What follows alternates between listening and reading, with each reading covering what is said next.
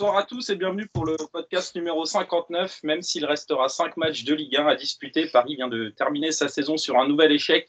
Une défaite dans une finale de Coupe de France qui lui semblait pourtant promise à la demi-heure de jeu. Cerise sur le gâteau d'une saison éprouvante et d'une année 2019 gâchée. Olivier de retour ce soir, bonsoir. Salut à tous. Lionel, salut à toi. Salut les gars. Et Darius, bonsoir, j'espère que tu as bien taffé ton quiz. Ouais, vite fait. Ouais. Oh, le quiz. Oh, il est toujours en train de râler, quoi. Bordel. Oh là. À peine de retour et Donc on va évidemment revenir sur ce nouvel échec parisien. On va parler du match. On parlera un petit peu de l'avenir. Que faut-il faire? Faut-il garder le coach ou en changer? On débriefera aussi la saison. Est-ce une des pires années ou la pire année sous QSI? Et on finira donc par le petit quiz de Dryas. Donc on va commencer par cette défaite parisienne, 2-2, défaite au tir au but. Paris menait 2-0 pourtant la demi-heure des jeux. Qu'est-ce que vous avez apprécié dans ce match, Olivier? C'est sûr que posé comme ça, on est obligé de dire qu'on n'a rien apprécié dans ce match, tellement le résultat final impacte l'appréciation globale. Donc je dirais que j'ai apprécié l'entame du match jusqu'au deuxième but. 21e minute, on avait une maîtrise quasi totale, des belles actions, 2 buts magnifiques. La 13e minute, suite à une très très belle combinaison sur corner où Neymar sert Alves qui est tout seul aux 20 mètres et qui plante une fantastique reprise de volée. Puis à la 21e, avec ce contre qui est bien mené, où Di Maria, dernier passeur, lance Neymar en profondeur, lequel voit le gardien sortir à sa rencontre et le lobe avec un lob magnifique. Donc là, on s'est dit, là je me suis dit, bon ça va, là, comme on l'a eu en tout début de saison à 2-0, le match est plié, et puis comme trop souvent actuellement et inexplicablement, l'équipe parisienne va se déliter et permettre, sans qu'on ait rien à redire, de voir Rennes revenir. Bref, pour moi, c'est un raccourci de cette fin de saison. Il faut bien reconnaître que ça ressemble plus à rien, notre équipe, depuis l'élimination ridicule contre Manchester United. Et on se rappelle que pour les 5 derniers matchs, il y a une victoire seulement pour 2 défaites et 2 nuls, dont ce dernier nul samedi au Stade de France, synonyme de perte de la Coupe de France. Donc, apprécier quoi que ce soit actuellement, et particulièrement sur ce match, c'est difficile. Darius. Moi, j'ai aimé que quand on aligne nos stars, il y a un temps où l'adversaire a peur et nous respecte. Et pendant ce temps-là, on a des occasions. C'est tout. Après, c'est vrai que Ben Arfa nous a moins respectés, par exemple. Oui, sur le terrain, il nous a beaucoup respectés. Donc, ils auraient peut-être apprendre à mettre en adéquation le respect qu'il a sur le terrain avec le respect qu'il a à l'extérieur. Ça le rendrait peut-être un petit peu moins ridicule. Lionel, ton avis? Olivier a dit, je pense, le ressenti de tout supporter, c'est-à-dire que pendant les 20 premières minutes, après le 2-0, on s'est dit, c'est plié. Après, comme d'habitude, quand j'ai vu qu'on a commencé à rater quelques occasions, qu'on a commencé à jouer facile, je me suis dit, ça sent le but con qu'on va encaisser, qui n'a pas manqué avec le contre son camp. Et puis, au fur et à mesure, on a vu le match nous échapper. Et donc, voilà. On a apprécié les 20 premières minutes. Après, le reste, on va le passer. On va l'analyser plus tard.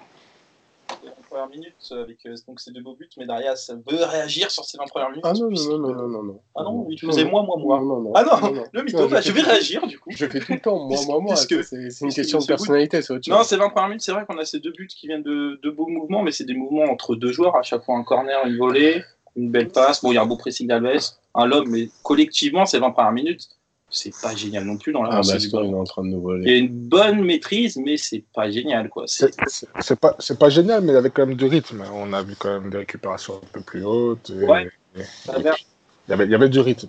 C'est vrai. On avait Rennes qui faisait absolument n'importe quoi à ce moment-là du match et qui d'ailleurs n'a pas vraiment haussé de ton. C'est plutôt donc on va voir ce que vous avez pensé ensuite. Non, et puis je crois qu'à ce stade de la saison, on peut plus espérer voir du jeu collectif. Je crois qu'on a tiré un trait dessus. Depuis le début de la saison, et donc là on est réduit à revoir ce type d'action où c'est les individualités qui vont nous porter, comme elles nous ont porté tout le reste de la saison quand elles étaient disponibles. Comme dit Darius, quand les grands joueurs rentrent, on voit que c'est mieux, oui, mais malheureusement, ça ne dure pas, quoi. Même les grands joueurs, même les stars, sont plus capables aujourd'hui de nous porter au résultat comme elles étaient capables de faire en début de saison. T'as pas plu, du coup? Déjà, j'ai juste rebondir à Olivier. Une question, c'est est-ce qu'on a vraiment été dominant? Est-ce qu'on a vraiment eu un jeu collectif dominant au cours de la saison? Je n'en suis pas sûr. J'ai vu beaucoup de matchs. Non, dominant, non, mais on a été capable d'avoir des phases. Oui, des phases.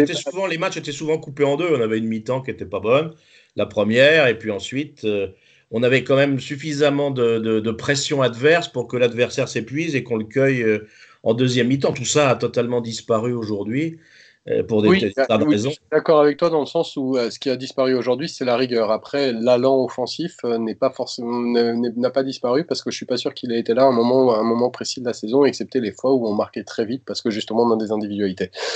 Pour rebondir sur ce que je disais sur ce que j'avais apprécié, une fois que les adversaires se rendent compte que notre domination n'est possible que parce qu'ils reculent, on explose. On peut noter, on a une capacité absolument hallucinante d'être en sous-nombre derrière et en sous-nombre devant. C'est ça, c'est remarquable. Tout en n'étant pas en surnombre au milieu, en fait. C'est un tour de magie. C'est demander où sont passés les joueurs. On peut noter aussi une absence de changement pour essayer de se révolter de par les joueurs et de par le coach aussi. Un coach qui semble de plus en plus dépassé par la situation. On ne parle pas en dehors du terrain, on parle de sur le terrain. On peut aussi noter l'absence de répondant mental d'un certain nombre de membres de l'effectif.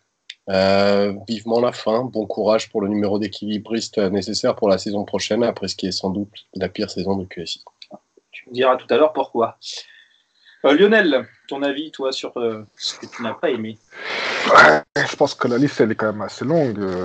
Les attitudes, surtout à partir de la fin de la première mi-temps, notre seconde mi-temps, le choix des tirs au but, le choix de démarrer en seconde position, j'ai vraiment pas compris. Et j'en ai discuté un peu avec toi après le match et je pense que d'autres personnes ont le même avis, c'est-à-dire que pour moi, sur ce choix de démarrer en seconde, j'ai l'impression que c'est vraiment un choix un peu égoïste de la part de Neymar qui savait que lui serait peut-être capable de gérer cette pression, mais voulait se retrouver dans la position du héros et n'a pas mis son équipe, en sachant qu'il est, même s'il n'a pas le brassard de capitaine, il reste quand même le leader de cette équipe, n'a pas mis son équipe dans la meilleure disposition.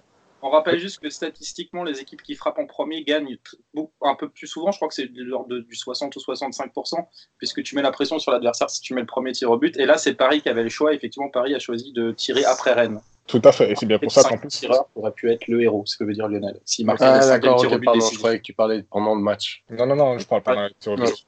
Et c'est pour ça même qu'ils avaient décidé de faire la règle du ABBA, de façon à inverser la pression et que chaque pression ne soit pas tout le temps sur la même équipe pendant les séries de tirs au but. Après, bon, au niveau de son match, je pense qu'on ne peut rien lui reprocher.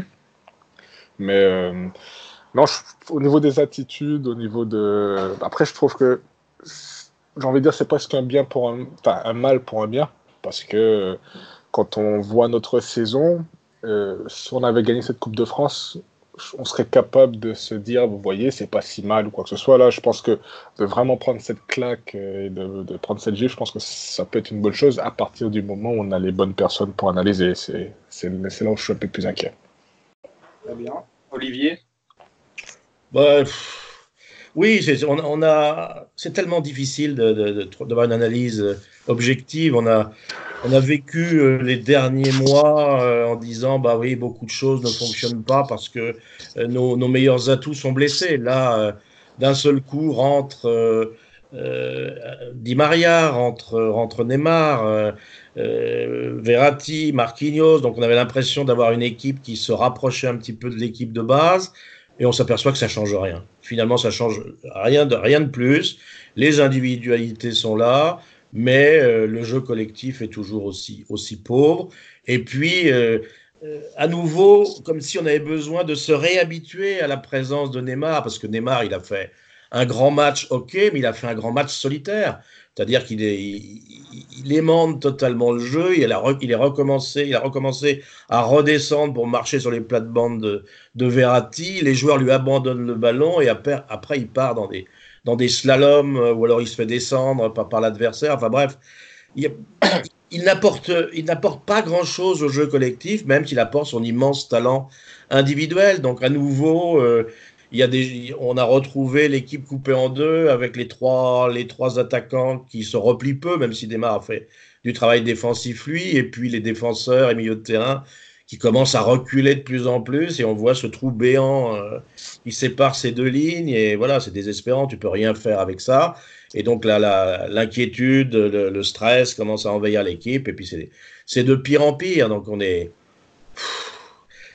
c'est désespérant de voir qu'il n'y a pas de solution avec ce groupe finalement. Il n'y a pas de solution. On le sait depuis le début qu'il y a des manques, et on s'aperçoit qu'à part quelques miracles qu'a réussi Tourelle au début pour nous faire sortir de la poule, il n'a jamais véritablement trouvé de solution, parce qu'il n'y en a pas. À mon avis, il n'y en a pas. Moi, je le sentais dès le début de la saison, après la fin du mercato, d'autant que le mercato a été raté en dehors de la bonne surprise Bernat. Non, moi, ce qui m'a déçu, surtout dans ce match, en dehors du match lui-même, c'est les attitudes de Neymar et Mbappé. Quand on voit Mbappé avec le match qu'il fait, qui pète les plombs et qui fait une faute complètement ridicule à la fin de la rencontre avec un carton rouge qui a privé l'équipe d'un bon tireur de pénalty et qui risque de priver l'équipe de lui à la fin de saison. Et quand on voit Neymar qui se permet d'aller donner des leçons à ses jeunes coéquipiers et qui va se colter avec un spectateur qui l'a un peu chambré. Bon, et les gars, quand on veut être les stars, quand on veut être irréprochable, on veut que les autres soient irréprochables, on le laisse soi-même. Et là, ces mecs se conduisent exactement comme des joueurs qui sont au-dessus du club et qu'on n'a strictement rien à faire que de leurs problèmes personnels. C'est tout cet amalgame de choses entre la pauvreté du jeu et puis l'attitude de certains qui sont au-dessus du club et qui s'en foutent, qui devient véritablement insupportable et qu'on a envie de voir changer rapidement. Avant que tu réagisses, Darius, on va juste recontextualiser ce que dit Olivier par rapport au déclin de Neymar et à la petite baffe de Neymar. Donc Neymar qui a un peu stigmatisé l'attitude des jeunes à la fin du match. Apparemment, on en a pris un peu plus aujourd'hui. Ce serait qu'à la mi-temps, il y a eu certaines attitudes désinvoltes de certains jeunes qui ont beaucoup énervé le coach, qui ont beaucoup énervé notamment Alves et Neymar. Et c'est ça que semblait viser Neymar. Et on a ensuite Neymar, effectivement, qui a mal réagi en donnant une baffe à un supporter qui l'insultait et qui risque une nouvelle suspension, sachant qu'il a déjà pris 3 matchs de suspension pour la prochaine Ligue des Champions, suite à une réaction aussi après l'élimination contre United. Voilà, j'ai recontextualisé. Dres, tu veux réagir là-dessus ? Merci, tu as facilité mon 3e point sur lequel je voulais réagir. Je te remercie pleinement. Pour revenir sur ce que Basto disait tout à l'heure, ouais, on est en train de, mine de rien, en creux, de vanter les 20 premières minutes. Moi, je me souviens très bien dans le match, pendant les 20 premières minutes, avoir été enthousiasmé par des mouvements initiés par des individus, mais encore un sous-nombre permanent en haut. Des Rennais qui nous respectaient trop. Je ne pense pas que Paris a dominé de la tête et des épaules ces 20 premières minutes, loin s'en faut. On avait des individualités qui nous ont permis de surexploser par rapport au niveau global de l'équipe et à partir de là de faire ce qu'on a fait. Mais on n'était pas non plus dans un grand football, on en était très très très loin. Par rapport à ce que tu disais, Lionel, parles que ce match est peut-être un mal pour un bien. Est-ce que le mal n'est pas trop profond? C'est-à-dire, est-ce que c'est juste un match comme ça qui servirait à soi-disant faire un cataclysme pour un mieux? J'ai vraiment du mal à y croire. Et enfin, sur Neymar, alors il y a Neymar en dehors du terrain, il y a Neymar sur le terrain. Je trouve que c'est très dur de taxer Neymar d'individualisme alors que ça a été peut-être le joueur collectif du match. Ça a été celui qui a cherché à essayer de trouver des solutions. On lui reproche, par ta voix Olivier, mais c'est d'une manière générale un reproche que j'ai pu entendre, de redescendre au milieu. On reprochait la même chose à Ibra à l'époque, et même cause, mêmes effets. Quand il n'y a pas de milieu qui est capable de remonter la balle vers les offensifs, un offensif est obligé de descendre pour récupérer la balle. Je ne justifierai pas la pauvreté de la performance de Marco Verratti par celle de Neymar comme tu l'as fait. J'ai trouvé que Neymar sur le terrain a été un des rares Il y a quelques satisfactions sur le terrain, mais Neymar en est certainement la principale, de par son attitude, il n'a pas, pour moi, pas du tout cherché à être individualiste, il a au contraire essayé de trouver des solutions, mais quand il y a en permanence des sous-nombres devant, que personne n'est là pour amener la balle devant, avec Draxler qui s'est complètement éteint dès que les Rennais ont commencé à presser, Marco Verratti qui a fait un match en demi-teinte de la première minute à la dernière minute, Neymar était là pour apporter des solutions. Et je trouve ça dommage de justifier la performance de Marco Verratti par celle de Neymar, parce que Verratti a fait une performance très médiocre et il le doit qu'à lui-même, je pense. Neymar n'a rien changé à ce match, hein. Rien. J'ai pas entendu. À la période difficile, il n'a strictement rien changé à ce match. Et il a brillé comme il sait faire. C'est un joueur fantastique. Il faut compter le nombre de ballons qu'il a perdus, enterrés, en s'enferrant dans des dribbles incessants, etc. On a retrouvé les difficultés de faire jouer Neymar en équipe qu'on a connu en début de saison. Il y avait eu un mieux quand il s'était un petit peu positionné par rapport à Mbappé et par rapport à Verratti. Là, on a l'impression qu'après 2 mois, c'était Zorro qui revenait sur le terrain pour sauver tout seul l'équipe. Et bon, à la fois, il peut pas sauver grand-chose dans cette équipe qui n'en est plus une. Quand on voit ce qu'on est obligé d'aligner entre le petit Dagba qui joue le 3e stopper, ou alors Draxler qui déjà est tragique et qui en plus on sait ne sera jamais un relayeur. Bon, il y avait rien à faire, mais je l'ai ressenti comme ça. J'ai ressenti la prestation du grand artiste et qui après va se plaindre de ses coéquipiers. Cette attitude-là n'est pas digne d'un très grand joueur quand même. J'ai vraiment pas la même lecture que toi sur le match. Alors, comme le rappelait Basto à l'instant, c'est vrai que Neymar, en fin de match, il est cuit et il est dans le fait de surfaire. Mais toute la première mi-temps et d'une manière générale, j'aurais tendance à dire jusqu'à la 70e minute, on a vu un joueur qui essaie de trouver les solutions. Et il faut vraiment voir que il n'y a personne au milieu pour ramener la balle devant. Et quand Neymar redescend, on va taxer à Neymar le fait qu'on ne soit pas en surnombre devant, mais le surnombre devant, ça devrait être Neymar, Mbappé, Di Maria, mais aussi Verratti qui devrait être aux 30 mètres. On devrait avoir au moins 4 joueurs qui seraient devant la balle. Là, on en a au maximum 1. Et effectivement, Neymar redescend, mais parce qu'il n'y a pas d'autre solution.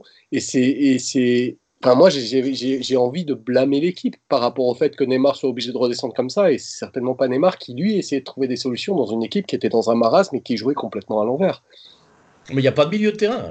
Marco Verratti est le seul milieu de terrain qui doit à la fois défendre et attaquer. Et autour de lui, c'est le désert, donc tu peux pas faire jouer.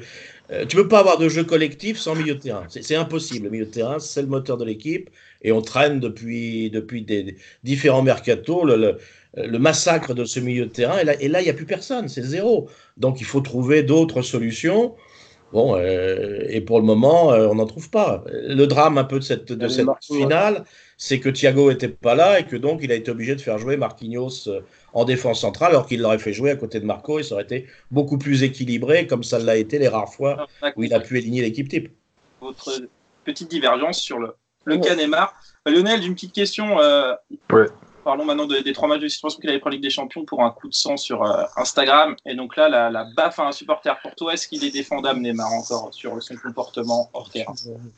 Après, on connaît un peu son caractère. On sait que c'est un joueur qui est sanguin. Il a toujours été comme ça. Je me souviens même le soir de la remontada où il passe pas très loin de prendre un carton rouge avec un arbitre un peu plus compétent sur le coup de pied qu'il met à Marquinhos dans la surface et l'OF n'a pas fini le match. Donc, on connaît un peu son caractère. Après, autant sur les réseaux sociaux, je trouve qu'il n'est pas défendable parce qu'il l'a posté à un moment après. Il a eu le temps de redescendre, de faire descendre la pression. Autant samedi, et quand on revoit les images avec un supporter qui les insulte ou quoi que ce soit, ça reste une réaction humaine. Après, je pense qu'un joueur de ce calibre doit être capable de prendre du recul et de prendre de la hauteur vis-à-vis de ce genre de personnes.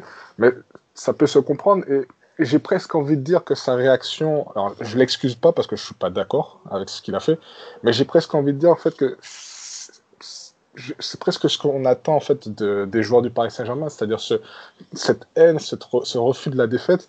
Et j'ai l'impression, quand on voit nos joueurs ces derniers temps, que rien ne les touche en fait. Et sans vouloir prendre la défense de Neymar, parce que je pense qu'il n'aurait pas dû agir comme ça et que c'est pas défendable, j'y trouve quand même des circonstances qui me font dire j'aurais préféré que nos joueurs. Alors, on voit Kurzawa qui se retourne pour parler avec le joueur et Marquinhos ensuite un prêt qui vient. Mais je trouve que j'ai l'impression que nos joueurs, même quand on voit Nkunku, alors que pour moi, il n'est pas fautif parce qu'il ne doit pas dû tirer le penalty. Quand j'ai vu le partir, je me suis dit, mais pourquoi on l'envoie tirer un penalty? Il n'avait pas touché un ballon, on le met sur un penalty, c'est assez vite. Et puis en plus de ça, on a suffisamment de joueurs d'expérience derrière pour à faire tirer avant lui.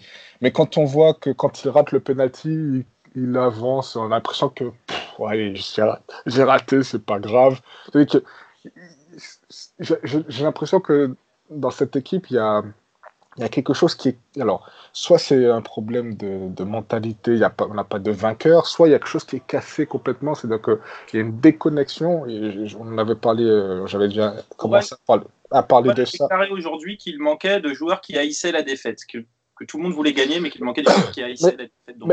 Au-delà de ça, comme j'en avais déjà parlé un petit peu avant, j'ai l'impression surtout qu'on a une équipe qui est déconnectée en fait de tout l'environnement autour. C'est-à-dire que le Paris Saint-Germain n'est pas...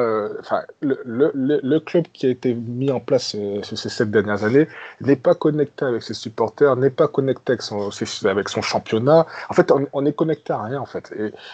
Et tout ça crée en fait ce qu'on voit aujourd'hui à l'heure actuelle où on a des joueurs qui ne comprennent pas le Paris Saint-Germain, qui ne comprennent pas leurs supporters, qui ne comprennent pas ce qu'on attend d'eux, et ça correspond à l'image que ça dégage, même au niveau du projet, où on a l'impression qu'on ne sait pas où on va, en fait. Très d'accord avec tout ce que tu viens viens de dire. Au sein du club, donc c'est sûr. Je suis très d'accord avec tout ce que tu viens de dire, Lionel. C'est rare. Il n'y a pas que les joueurs qui sont déconnectés. Tout le monde est déconnecté parce qu'il n'y a aucune exigence sportive dans ce club. On enchaîne déconvenus après déconvenus qui ne provoquent strictement aucune réaction. Vous avez vu quelqu'un monter au créneau pour fustiger un tel, pour rappeler les objectifs. Tu parles, le président n'est pas là. Moi, j'ai encore en mémoire la façon dont on a joué le match contre Monaco. Dans un stade désert, enfin pas désert sur le plan de la participation vocale. Tout le monde s'en foutait, que ce soit les spectateurs, que ce soit les joueurs. Comment veux-tu? Tu as l'impression d'être à Monaco. On est devenu Monaco, c'est-à-dire un club qui vit à part dans sa bulle, dans une ville qui se fout du football, où tu as des spectateurs qui ne sont même plus des supporters. Voilà, on est Monaco au point de vue de l'exigence. L'exigence, elle est uniquement interne et elle n'est pas là. Bon, il est bien gentil, Tourelle, aujourd'hui, de parler de haine, de la défaite, etc. Il y a 3 mois, il les embrassait sur la bouche et il leur tapait sur les fesses. Bon, voilà, donc je crois que tout le monde est déconnecté. Ça ne ressemble plus à rien, le projet du PSG aujourd'hui. Il ne faut pas s'étonner que l'équipe ne ressemble plus à rien. Donc moi, je reviens sur Neymar. Il est bien gentil. On ne va pas lui reprocher sa blessure, bien évidemment. Il a géré sa blessure et la convalescence, etc. Il revient gentiment parce qu'on lui demande de venir pour le match de Manchester. La seule chose qu'il arrive à faire, c'est prendre 3 matchs de suspension sans avoir joué. Et ce mec se pose comme donneur de leçons par rapport à ça. S'il veut pas être insulté par les spectateurs, il faut qu'il change de sport. Ça existe partout, ça. Il va pas se colter pour le premier beauf venu qui va lui dire qu'il a été mauvais. Qu'est-ce que c'est que ce mec? Il se croit au-dessus de tout. Il risque de plomber le club. C'est l'intermittent du spectacle depuis deux saisons et il revient pour faire la prestation et les à côté qu'il y a. Enfin, ça, c'est vraiment symbolique de ce qu'est ce club qui a fait l'erreur d'engager des joueurs qui sont plus grands que lui. Il avait déjà fait cette erreur avec la gestion d'Ibrahimovic et ça recommence avec Neymar. Ce mec, il fait exactement ce qu'il veut. Il part 2 jours avant le match pour aller fêter l'anniversaire d'un pote en Italie, ainsi de suite. Donc, si tu veux, comment veux-tu qu'il y ait de l'exigence là-dedans? C'est très paradoxal ce que tu dis, Olivier. D'un côté, tu dis personne ne tire la sonnette d'alarme, etc. Et quand Neymar ose une critique par rapport aux jeunes, tu le descends en flèche. Non, mais attends, c'est lui qui est critiquable. Il se regarde déjà dans la glace. Qu'est-ce qu'il a fait pour le club? 33 matchs et baffer un spectateur? C'est une attitude de grand professionnel qui veut donner l'exemple aux jeunes? Laisse-moi finir. Laisse-moi finir. De ton point de vue, déjà, faut vraiment faire la distinction entre sa performance sur le terrain et la performance, comme tu es en train de la qualifier, en dehors des tribunes, parce elles sont pas comparables. Et pour ce qui est en dehors des tribunes, je pense que Lionel touche quelque chose de juste. Oui, c'est parfaitement anormal. Oui, ça doit être condamné. Mais en même temps, au moins, ça montre un chouïa, un esprit de révolte qui est complètement absent de tout le reste de l'effectif. Et tu es en train de déplorer qu'il y ait personne qui tire truc. Ben, il y a quelqu'un qui le fait et tu lui tires dessus parce que tu aimes pas. C'est dommage. Et bon, Non, je tire dessus parce que la seule chose qu'il défend dans cette affaire, c'est pas le club, c'est lui. Il se comporte par rapport à lui. Il est vexé, il est intouchable, il continue. Il avait réussi à remonter un petit peu son image. Je pense on a dû lui dire que c'était pas bon pour ses rentrées financières extérieures. Après une Coupe du Monde où il a été la risée du monde entier, et là il retombe dans les mêmes travers du mec qui est au-dessus de tout ça et qui se permet d'aller insulter un arbitre. Il va prendre 3 matchs de suspension en Ligue des Champions. Il va en prendre je ne sais combien avec ça. C'est servir le club, ça? C'est se révolter au service du club? Tu parles, ils s'en foutent totalement.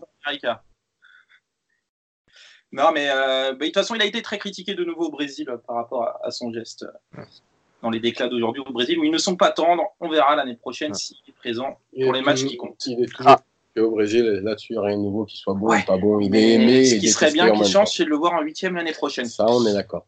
Après, si je peux rajouter un autre truc que j'ai pas aimé, les déclarations de Ben Arfa qui ont après permis à la mère de Rabiot de sortir encore.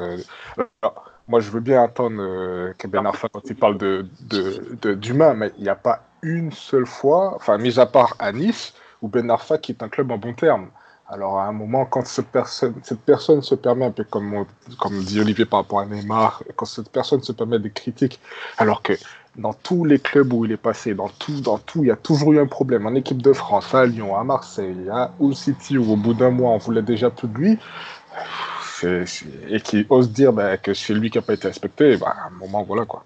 Ah, tu vas pas demander à un gars qui est pas intelligent d'avoir une réaction intelligente. Là, c'est son heure de gloire, il en profite. Tu penses bien que les journalistes attendaient que ça, de tendre le micro à Ben Arfa pour qu'il ait sa petite revanche personnelle. Bon, là, c'est comme Neymar avec le spectateur. On met notre mouchoir par-dessus, on est merdeux, on laisse parler le con, et puis voilà. Hein. Ah, Neymar et Ben Arfa. On va passer aux performances individuelles. Oui. Quels sont les joueurs que vous avez trouvés les meilleurs côté parisien, Lionel? Je pense qu'il n'y en a pas nombreux, ils sont pas nombreux. Hein. Il y a Neymar qui a porté l'équipe tout seul. Après, faire plaisir à Adrias, Dagba, qui depuis quelque temps montre que. Dis pas la propagande Adrias, s'il te plaît, on va t'entendre parler pendant un an. Non, mais après, je trouve que c'est pas un joueur exceptionnel, mais je trouve que c'est un joueur et c'est ce que j'essaie, moi, par exemple, dans mon côté, quand je parle avec mes jeunes, quand je les entraîne, retransmettre, il faut savoir connaître ce qu'on est capable de faire et ce qu'on n'est pas capable de faire. Et lui, tout ce qu'il sait faire, il le fait très bien. C'est pas le joueur qui va aller faire passement de jambes, petit pont, quoi que ce soit. Il joue simple, son placement est propre, sa mentalité, il est agressif. Il joue avec ses qualités et il donne tout. Et je trouve que c'est ce qu'on attend en fait d'un joueur. Ouais, c'est un truc de fou quoi. C'est ce qu'on attend de ce type de joueur, c'est-à-dire que dans une équipe, et c'est ce qui, quand on regarde l'équipe du Paris Saint-Germain à l'heure actuelle, il faut des artistes comme Neymar et Mbappé, mais il faut aussi des joueurs qui soient capables de se salir le short, d'aller au combat, et Dagba pour moi représente un peu cela. Et donc je le mets dans la liste, et en dernière position, je mettrais ensemble Alves et Di Maria pour son début de match, mais je pense que je vais rester à 2 joueurs, Neymar et Dagba. Très bien, Olivier. Moi, je vais remettre Dagba, et c'est un peu paradoxal parce que c'est un joueur qui n'est là que parce que il n'y a pas les joueurs qui ont le niveau du PSG pour jouer à sa place. Mais bon, on ne peut pas le lui reprocher. Il saisit sa chance et il le fait bien avec ses qualités, avec ses défauts. Moi, pour le moment, il me semble physiquement quand même assez limité dans le duel. Mais bon, c'est un joueur sur qui je miserai l'année prochaine en doublure du vrai latéral qu'on attend. Donc, il n'a pas déçu sur ce match. Il a fait un bon match dans ce contexte-là. Et puis Marquinhos, il a tenu un peu la baraque derrière, mais bon, il était lui aussi très isolé. Et bon, il n'a pas fait de faute importante. Il n'a pas non plus pesé sur le jeu. Là, on est vraiment obligé de racler les fonds de tiroir pour trouver quelqu'un à sauver dans ce match. Tout le reste, moi, à des niveaux divers, je les ai trouvés défaillants. Tu mets pas Naï Arfa en top? Non, Neymar, je dis, pour moi, c'est typiquement le match voilà, de la vedette qui rentre et qui tire la couverture à lui. Voilà, il a été brillant, il a fait des très belles choses, il a fait une passe décisive, il a marqué un but, parfait, mais il n'a pas changé la face du match. Rien à toi, si tu as mis Neymar, tu as déjà tout dit, n'en rajoute pas d'autres, s'il te plaît. Alors, le meilleur pour la fin, donc je vais pas dire mon premier nom. Je vais commencer, vous allez être surpris par Dagba.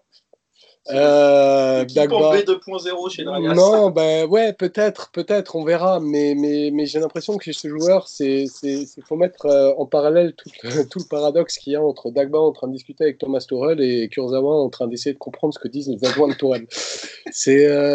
On mesure le gouffre qui existe entre ces deux joueurs. C'est un joueur qui est sans doute bien plus limité que ne l'est Kurzawa en termes de qualité innée ou de qualité athlétique, mais c'est un joueur qui est à l'écoute, c'est un joueur qui travaille, qui cherche à appliquer ce qu'on dit, même les matchs où il n'est pas bon, c'est un joueur qui se bat, qui ne baisse pas les bras, il se rate des fois, il ne baisse pas les bras, il recommence, il remet 10 fois le métier sur son ouvrage, il apprend petit à petit, et on a tendance à diminuer ses prestations offensives dans le sens où il fait très peu de centres intelligents, mais sur ce match, il a très peu pu en faire parce que Alves était complètement devant dans le couloir et limite le bloquait. Mais le match précédent qu'il avait joué, il avait justement très très bien combiné. Alors je me souviens plus avec qui. Enfin, c'est un joueur intelligent tout simplement. À défaut d'être très très fort footballistiquement, il est très intelligent.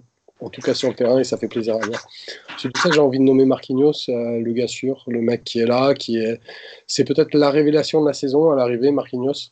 Et dans un océan de médiocrité, complètement dépassé, complètement sous l'ombre, quelles que soient les situations, il a sauvé beaucoup de points chauds. Il a fait quelques relances longues, notamment en début de match, qui étaient pour leur majorité heureuses.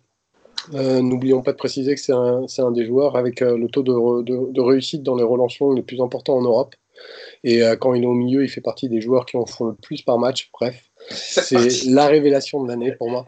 Marqué au milieu, propagande, Et en dernier, inévitablement, Neymar, pardon, il s'appelle plus Neymar, il s'appelle Neyarfa maintenant, mais qui pour moi a été un très très bon joueur sur le match. Je crois qu'on avait pu comprendre. Dans les parties tout à l'heure, on va passer maintenant au flop, Olivier. On est obligé malheureusement de citer Mbappé, qui est passé à côté d'un grand rendez-vous. Alors certains diront un de plus, mais moi je n'irai pas jusque-là parce qu'il a été quand même décisif tout au long de l'année et les stats sont là pour attester de ce fait. Mais là, manifestement, il n'était pas dans un bon jour. Il a raté des occasions par maladresse, par manque de réussite. Il a quand même une frappe sur le poteau qui aurait pu donner la victoire finale. Et puis, à nouveau, ce manque de repli défensif qui fait qu'on retrouve le 7+3 que j'ai dénoncé tout à l'heure.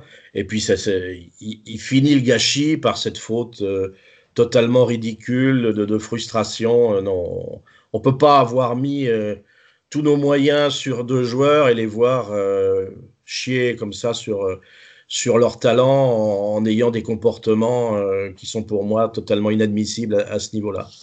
Draxler, c'est le flop habituel et il est de plus en plus navrant au fil de la saison. Alors, il est comme d'habitude, il est bien quand tout le monde est bien, puis quand ça va pas, il plonge. Et puis là, le maître relayeur, c'est pas non plus lui rendre service. Donc, il a été transparent dès que les choses ont commencé à se gâter. Kimpembe, lui, qui avec tous les espoirs qu'il avait donnés la saison dernière, là, a fait une saison aussi un peu douloureuse, avec comme cerise sur le gâteau ce but contre son camp où il panique inutilement, où il est mal placé. Donc là aussi, c'est à nouveau un match difficile pour lui. Et puis Areola, je ne lui en veux pas sur son match lui-même, parce qu'il a bien fait ce qu'il avait à faire. Et sur les deux buts, il ne peut pas grand-chose. Je lui en veux pour la séance de tir au but, même si les tirs au but étaient correctement exécutés. On attend d'un gardien de ce niveau-là, surtout que c'est quand même une de ses qualités d'être quelqu'un qui doit être capable de faire un ou deux arrêts ou de faire déjouer le tireur. Et là, il a traversé cette séance de tir au but sans peser aucunement. Et ça on ne peut pas ne pas le signaler dans sa prestation globale. Très bien, Andreas. Moi, j'avais préparé un joueur et une maxime, mais j'avais prévu de passer par Draxler en deuxième, mais du coup, je vais passer par Draxler en premier, juste pour préciser une chose, que Draxler, effectivement, c'est un accélérateur de particules. C'est-à-dire que s'il y a du jeu autour de lui, c'est celui qui va encore plus faciliter le jeu et il devient très très intéressant dans son apport. Et effectivement, quand il n'y a pas de jeu, on a du mal à trouver son utilité. Donc, ceci dit, pour les flops, Kylian qui commence à inquiéter au niveau mental, Draxler qui a bien commencé pour retrouver trop vite ses défauts du moment, Kim en qui j'ai renoncé à croire, Areola qui doit découvrir qu'il a un côté gauche dans ses cages, et Bernat, une fois n'est pas coutume. Et dans un an, on aura Dagba qui vient de lancer le croire après la propagande. C'est pas possible. Juste d'après Canal+, le staff médical avait déclaré Mbappé inapte auprès de Tourelle. Non, c'est pas plus. Apparemment, il s'était blessé la veille, il n'était pas forcément prêt à débuter. Infiltration. Puis, Lionel. Il y avait Cavani. Moi, Draxler. Ensemble, je mettrais Kimpembe Areola, qui, comme a dit Olivier, Areola, sur la séance de tir au but, quand tu es gardien, tu vois un peu la position du joueur, tu te dis, lui, il va rentrer le pied, lui, chaque fois, il était à contresens. Kimpembe, parce que il commence, depuis un an et demi, je trouve que c'est même pas parler qu'il n'a pas progressé, j'ai l'impression même qu'il a régressé. C'est-à-dire que il joue sur ses acquis, il joue sur son statut, et alors que, mis à part le match contre Messi au Barça, il n'a pas encore montré qu'il était un grand défenseur. Et Mbappé, mais j'aurais aimé en parler un peu plus d'Mbappé, pour une simple raison que déjà la seconde mi-temps contre Monaco, lorsque Neymar est rentré, j'ai trouvé que sa façon de jouer avait changé. Et ça fait un moment que je me pose la question et je pense, après je sais très bien que beaucoup de gens ne seront pas d'accord avec moi, mais tu peux pas, c'est comme dans une meute, tu ne peux pas avoir deux alpha.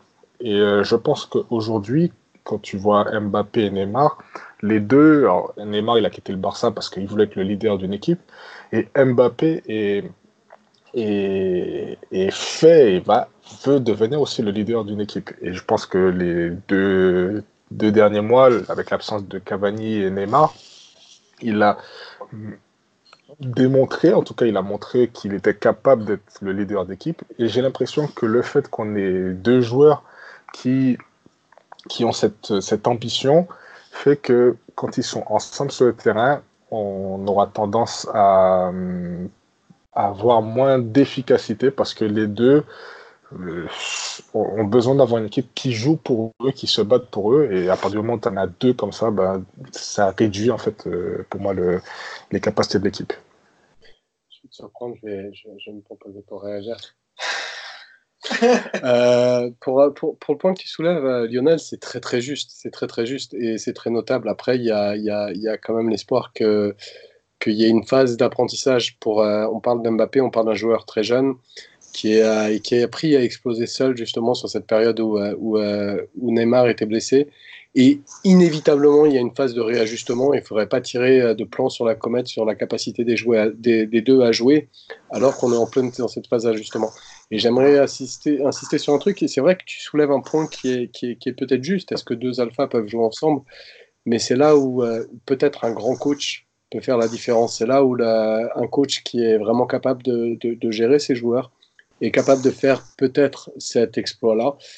Mais peut-être que tu auras raison, peut-être qu'à l'arrivée ce sera impossible, mais j'ai quand même l'espoir que ça le soit, parce que ça serait beau de pouvoir avoir les deux associés. Sinon, je voulais juste revenir sur Areola, sur les tirs au but. Moi, j'ai trouvé que sa stratégie de tout le temps plonger du côté droit était plutôt bien jouée, si au quatrième, il plongeait du côté gauche. Mais non, il a continué à plonger du côté droit tout le long. En fait, il m'a sur certains tirs. Oui, mais dès là, c'est juste plonger à chaque fois du même côté. Il y a une seule fois où ça part de son côté, je crois que c'est le deuxième, et après, sinon, c'était des tirs moyens de l'autre côté. Et bon, voilà. Ça m'a rappelé Van der Sar en finale avec des champions contre Chelsea, qui avait super bien été étudié par Adam Grant. Et Oui. donc, tous les joueurs tiraient du même côté, sauf Nicolas Anelka qui a voulu faire le malin et qui a tiré du côté où Van der Sar a plongé à chaque tir au but. C'est vrai. Enfin, ceci dit, pour les tirs au but, Koubek n'a pas été meilleur. Et il faut quand même reconnaître que pour une série de tirs au but, tous les tireurs ont été performants. Il n'y a pas un penalty, il n'y a pas un tir facile à arrêter. Ouais. Donc, bon, on peut regretter qu'il n'ait pas mieux fait. Mais bon, il n'y a pas de grosse faute. Il n'a pas C'est sûr. arrêté. Le systématisme de sa réponse a été décevant quand même. C'est-à-dire que... Oui, non, mais je l'ai mis dans les flops. Mais je voulais revenir sur cette relation Mbappé-Neymar, dire qu'on doit encore attendre. Ça fait 2 ans qu'ils sont au club. On a connu cette difficulté qu'avait eu Emery à faire jouer les 3 ensemble, hein, la fameuse Neymar, Mbappé, Cavani. Là, en plus, c'est surajouté Di Maria. Et on avait à nouveau eu des doutes en début de saison. Et puis, le rapprochement de Neymar et Mbappé, lorsque Mbappé est passé un petit peu plus du côté gauche avec Neymar, on a eu l'impression qu'entre Verratti, Neymar et Mbappé, les choses se sont mises en place avant la blessure de Neymar. Mais là, effectivement, quand on voit l'entrée de Neymar à Monaco, le petit, il a systématiquement rendu le ballon à Neymar. Enfin, ils ont eu un mano à mano un peu ridicule pour que l'autre reprenne un petit peu la lumière. Et puis là, manifestement, on peut espérer que c'est la remise en route de la collaboration, mais là, à nouveau, ça ne marche pas. Il faut peut-être, une fois les choses remises un peu plus sur la durée, que ça fonctionne mieux. Parce que on l'a déjà vu mieux fonctionner cette saison. Donc je crois qu'il ne faut pas désespérer. Mais c'est sûr que ça restera toujours un peu problématique, en tout cas dans leur ego. L'année prochaine avec leur suspension dans cette entente. C'est-à-dire, en fait, moi autant l'an dernier, je pense qu'on pouvait y croire, autant quand on voit l'évolution d'Mbappé qui grandit extrêmement rapidement. C'est-à-dire que l'an dernier, il est arrivé en tant que pour apprendre. Après, il y a eu la Coupe du Monde qui lui a quand même conféré un certain statut. Qu'on le veuille ou non, aujourd'hui, c'est plus le Mbappé d'il y a 1 an et demi ou 2. Ça reste un joueur qui est en train de passer dans la phase des top players. Et on l'avait vu un peu avec le Barça, où lorsqu'on a la MCN qui gagne la Ligue des Champions, où la première, on voit quelque chose d'exceptionnel. Mais après cette saison, Neymar a commencé à avoir un certain statut qui fait qu'il n'était plus d'accord pour faire autant de travail pour permettre à Messi d'être dans les meilleures conditions. Et forcément, le Barça, sur les années qui ont suivi, ont été mis en difficulté. Donc, oui, mais Neymar, Messi, c'est un peu dans la même zone d'évolution. Neymar et Mbappé, c'est pas 2 joueurs qui ont ni le même type de jeu, ni la même zone d'évolution. Mbappé, il est parti pour être un finisseur. Et Neymar a toujours accepté de faire le boulot défensif que ne faisait pas Mbappé. Je crois qu'ils ont tout à gagner l'un et l'autre à trouver un modus vivendi parce que l'un va faire des appels et l'autre va lui donner la balle. Il ne cherche pas du tout à tirer la couverture dans le même registre. Dans ce cas, juste de compte, dans le sens de ce que disait Olivier, il y a ce qui se passe à Liverpool qui met exactement ça en lumière en fait. C'est-à-dire que c'est possible. Tu parles de Neymar qui ne voulait plus servir Messi à Barcelone, mais quand il arrive à Paris et quand vient Liverpool, t'as un Neymar qui est au service, mais à 200%, à 3000% même. Et donc je suis pas sûr que que ce soit si impossible que ça. Après, là où je te rejoins, c'est que ça demande un vrai grand coach pour savoir manipuler les égos. Et je pense que c'est possible. Et ce serait beau si c'était possible. Ce serait bien pour le football. Ça peut être possible, mais dans ce cas-là, je pense qu'il faudra sacrifier Cavani et Di Maria. Cavani, ouais, et Di Maria aussi. Il faudra mettre autour d'eux une équipe qui, comme disait Daniel Alves, c'est-à-dire, je suis d'accord que Neymar perde des ballons, et derrière, je cours comme un chien pour récupérer et leur redonner le ballon. Mais si on a autant de joueurs qui, chacun veut faire son petit solo, en plus d'avoir 2 top players comme ça ne marchera pas. Ça, pour moi, je dirais plus qu'un grand entraîneur, il faut surtout une direction qui soit capable de dire aux joueurs ce qu'elle attend d'eux et non pas de se foutre à 4 pattes devant Neymar ou Mbappé parce que c'est la pierre angulaire du projet, quoi. Je crois que là, manifestement, on arrive au bout du pari Neymar-Mbappé, voilà, qui sont plus grands. Pour Neymar, il est arrivé déjà plus grand que le club, et il a des privilèges que n'auront jamais aucun autre joueur, en tout cas dans cette génération, les privilèges qu'avait Ibra à son époque. Mbappé va rentrer progressivement dans cette catégorie-là, et on n'a pas du tout l'impression que le club, dans son ensemble, soit armé pour diriger ses joueurs dans le sens du bien commun.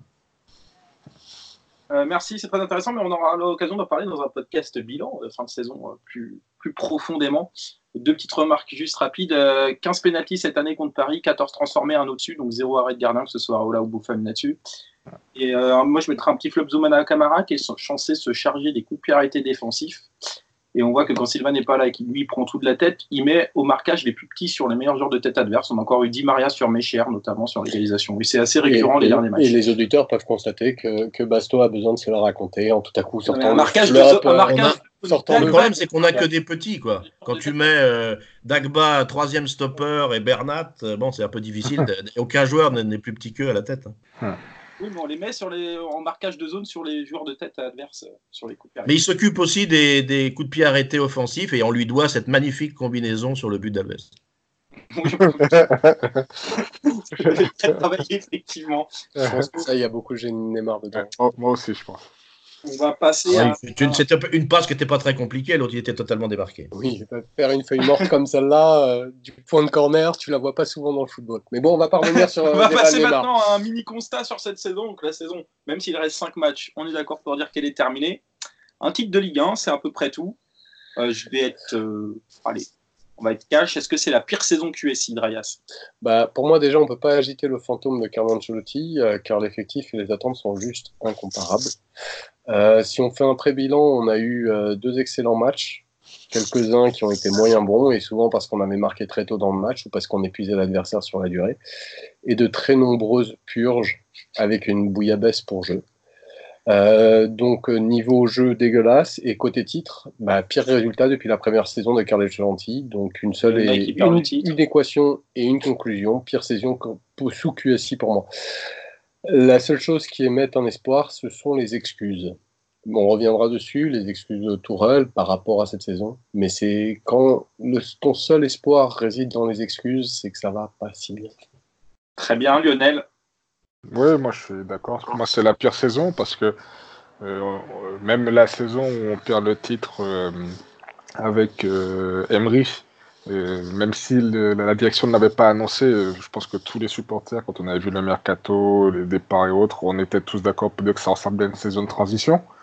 Et puis, bon, malgré la remontada ou quoi que ce soit, cette année, on avait quand même des attentes. Alors, c'est vrai que l'effectif après le mercato, on était tous d'accord pour dire que l'effectif était déséquilibré, que ça allait être compliqué.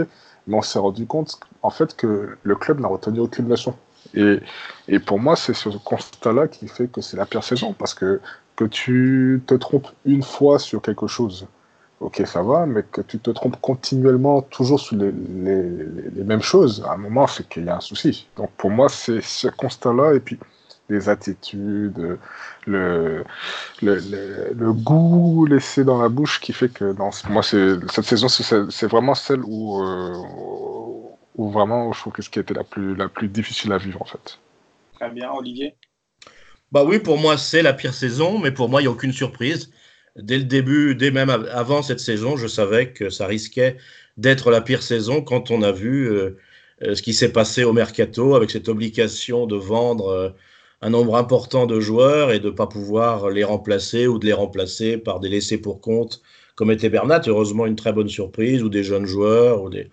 Bon, il n'y avait manifestement pas en magasin de quoi faire une bonne saison. C'est ajouté en plus la cascade de blessures absolument hallucinante qu'on a connue progressivement et qui a privé l'équipe au mauvais moment de ses meilleurs éléments. Alors pour moi, il y a quand même eu un miracle dans cette saison, de laquelle je n'attendais rien. Et ce miracle, il s'est produit dans la pire poule de Ligue des Champions qu'on ait jamais connue depuis QSI. Et qu'on ait réussi à sortir premier de cette poule, me donne encore espoir sur le talent de Tourelle, qui a su trouver les solutions pour tirer parti de la pénurie qu'il avait dans son effectif. Et son invention de Marquinhos, numéro 6, restera pour moi vraiment un coup de génie comme dit Draya, c'est la révélation de cette saison et Tourelle y est pour beaucoup. Alors maintenant, on peut être aussi inquiet que lui aussi ait fini par perdre pied comme le reste de l'équipe depuis la désillusion de Manchester avec manifestement, il a pu descendre dans le moteur, il trouve plus les solutions techniques et psychologiques qu'il avait pu trouver au départ, mais vraiment avec un matériel comme ça, je ne sais pas qui aurait pu faire mieux que lui dans cette saison qui restera la pire de QSI. Pour la Ligue des Champions, il y a aussi le miracle Di Maria à la 93e d'un match contre Naples, et il y a le miracle Belgrade qui prend, heureusement pour nous, des points contre Liverpool et Naples, puisque dans les confrontations directes avec Liverpool et Naples, on est 3e sur 3. Donc, le miracle, moi je dirais, c'est ce que nous avions annoncé avant le retour de Liverpool, ce que tout le monde avait annoncé avant le retour. Même le match à Naples,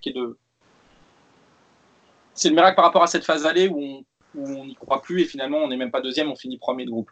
Oui, là-dessus, on peut te rejoindre. Parce qu'elle aurait pu être pire que ça. Je pense qu'on avait tout ce qu'il fallait pour ne pas sortir de cette poule. Le match de Liverpool est le match référence de la saison. Le seul souci, c'est qu'un match référence est censé servir pour les matchs qui suivent. Ah non, mais tu peux pas. Et là, ça a été un match solitaire, en fait.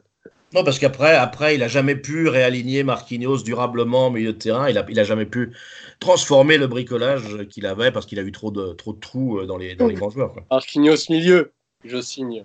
Oui, milieu dans cette saison, mais bon, si on pouvait trouver un vrai milieu, ça serait encore mieux de le laisser derrière. C'est là où il est le meilleur. On parlera dans le bilan de tout ça. Fabuleux au milieu. On en parlera dans le bilan. Drayas pourra nous faire un 1h30 sur Dagba et 2h30 sur Marquinhos milieu. J'y compte bien. Préparez votre soirée, le podcast durera 6 heures. On a déjà le quiz, on va peut-être pas se taper ça en plus. Il faudra le faire le 8 mai, alors dans ce cas-là, un jour férié, comme ça on sera tous tranquilles.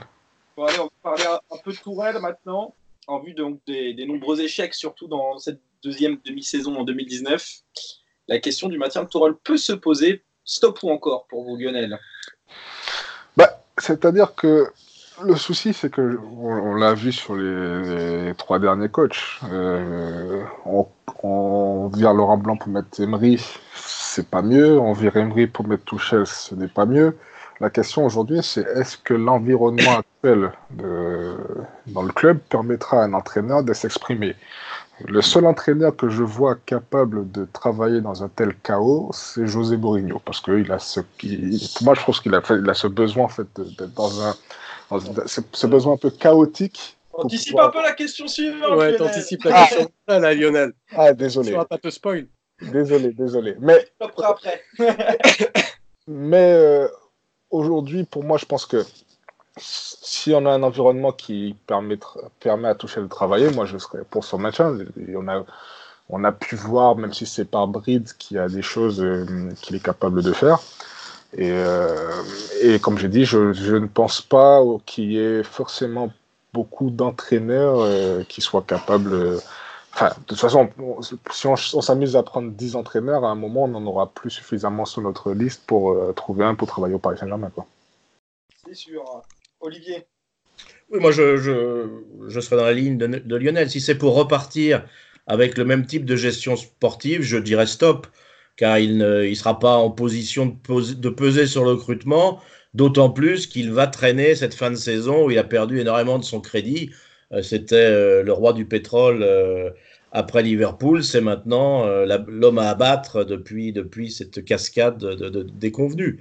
Par contre, si enfin on tire les leçons, qu'on lui donne un environnement sportif favorable et un effectif enfin équilibré, moi je continuerai à lui faire confiance parce que sa capacité à trouver des solutions là où il n'y en a pas me donne de l'espoir sur son talent. Donc le problème, à mon avis, n'est pas là. Le problème est, comme le dit Lionel, dans l'environnement. Si l'environnement change, s'il peut avoir les joueurs qu'il souhaite, moi je continuerai à lui faire confiance. Sinon...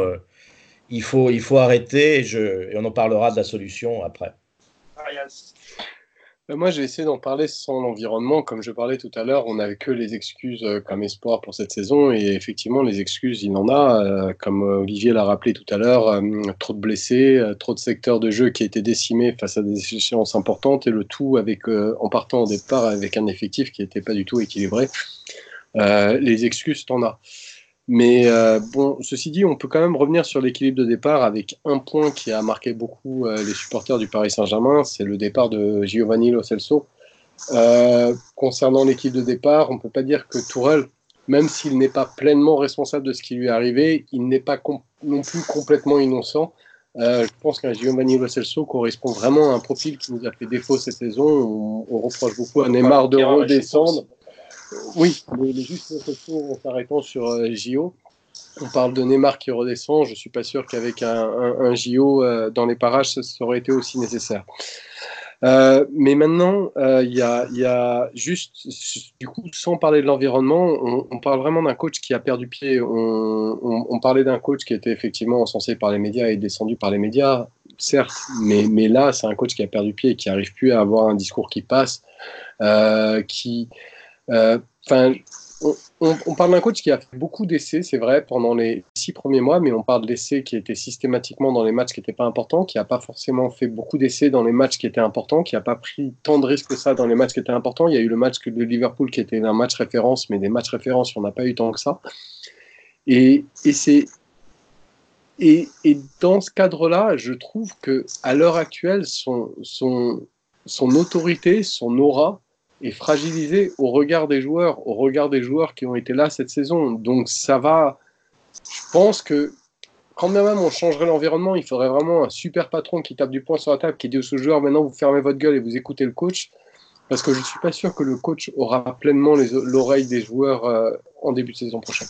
Je rejoins ce que dit Paulo Breitner, qui lui le disait depuis octobre ou novembre. Paulo Breitner qui a écrit un livre notamment sur Tourelle avec Riolo et qui est un spécialiste du foot allemand, qui disait que tant que ça se passe bien, et c'était le cas à Dortmund, Tourelle a cette image de communicant parfait, mais qu'à partir du moment où ça se passe plus comme il veut, il devient un peu une espèce d'agressivité sociopathique et il se met tout le monde à dos, dirigeant une partie des vestiaires, et ça devient limite invivable. Mais là voilà. Et c'est un peu ce qu'on a l'impression de passer depuis United. C'est vraiment la question, c'est est-ce que il est capable, aussi talentueuse que puissent être ses idées, est-ce qu'il est capable de faire en sorte que le groupe puisse les entendre? Et avec un groupe, en supposant que le groupe ait perdu foi en lui, quand même tu changerais l'environnement, est-ce que ça suffirait? Peut-être, hein, mais j'en suis vraiment pas sûr. Non, je suis totalement persuadé du contraire. Dire qu'il n'a pas pris de risque quand le match le plus important de la saison, sur lequel se jouait la qualification en poule, il remet Marquinhos, qui avait été tragique lors du match aller, il le remet numéro 6, il prend un vrai risque. Il en a pris des plein dans cette saison-là. Mais il part avec 2 milieux et on tombe dans la tragicomédie de Rabiot, dont on le prive à nouveau. Lo Celso, moi j'y crois absolument pas dans un club de ce niveau-là. On a vu ce qu'il était capable de faire les saisons précédentes. Là, il brille dans un club de milieu de tableau espagnol. Je pense que c'est son niveau, il n'ira pas plus haut que ça. Avec un effectif qu'il pensait complet avec Rabiot, il se retrouve sans rien et c'est très difficile à faire. Moi, je l'ai trouvé toujours réactif. Il a été capable de mettre en place une relation avec les joueurs d'une qualité qui était exceptionnelle. Mais bon, il est tout seul. Il est absolument tout seul avec un directeur sportif avec lequel il ne s'entend pas, qui est muet et dont on ne sait pas très bien quelle influence il a dans le groupe, avec un président qui est absent. Il doit donc se colter tous les problèmes tout seul. Et on sait bien que les joueurs, dès que ça va pas, et si surtout ils ont quelques oreilles attentives à l'intérieur du club, et si surtout ils sont plus importants que le club, ça devient ingérable. Moi, je trouve qu'il s'en tire quand même pas mal dans cette saison épouvantable. Olivier, autant je te rejoins sur l'isolement de Tourelle etc. Mais on peut pas non plus exonérer Tourelle de toute responsabilité, de dire qu'il a juste eu un mauvais jeu de cartes et il a fait comme il a pu et maintenant ça explose et il gère comme il peut. On atteint certaines limites du personnage, et ces certaines limites du personnage, comme le rappelait Basto, elles ont été vécues à Dortmund, elles ont été vécues ailleurs, et elles sont un peu systémiques. Dès que ça va pas, il cristallise, il énerve, il part un peu en sucette, et on le voit. Et l'environnement n'est pas le seul. Autant je suis d'accord, l'environnement a une part immense de responsabilité. Enfin, quand on parle de renouvellement de l'effectif et quand on parle de Lo Celso, moi je ne parle que de Lo Celso. Tu parles de Mota, tu parles de Matuidi, j'avais pas Matuidi dans mon cœur, mais toujours est-il, Matuidi n'a pas été remplacé. Là, tu étais en train de mettre en avant Rabiot, mais le seul cas Rabiot ne suffisait pas à expliquer le marasme, etc., etc. Et effectivement, l'environnement. Mais il a quand même sa part de responsabilité. Et le truc, c'est qu'il monte en première ligne par rapport à cette part de responsabilité cette année. Et est-ce que ça n'a pas entamé son discours auprès des joueurs? C'est la question que je me pose. Tu sais, quand tu regardes les grands entraîneurs, ceux qui tiennent plus de 2 ou 3 saisons dans un club, il n'y en a pas. Ancelotti s'est fait virer 4 fois avec pareil, t'entendais au Bayern Munich, les conneries habituelles quand ça va pas, qu'il faisait pas travailler les joueurs. Enfin bon, tout ça, quand ça va pas, l'entraîneur, quel que soit son niveau, quel que soit son aura, se retrouve seul en première ligne avec les dirigeants qui brossent les joueurs dans le sens du poil et ainsi de suite. Donc, je crois qu'on peut très difficilement le juger sur une saison épouvantable à tout point de vue, à la fois dans le matériel qu'il avait au départ, dans le fait qu'on a plombé ce matériel avec le Carabio en plus, et qu'il a eu une cascade de blessures absolument énormes qui l'ont quand même empêché de faire ce qu'il... À l'époque où il a le matériel au complet, je trouve qu'il s'en sort pas trop mal. Donc moi je suis pas sûr qu'il ait perdu vraiment la confiance des joueurs, ça je ne le crois pas.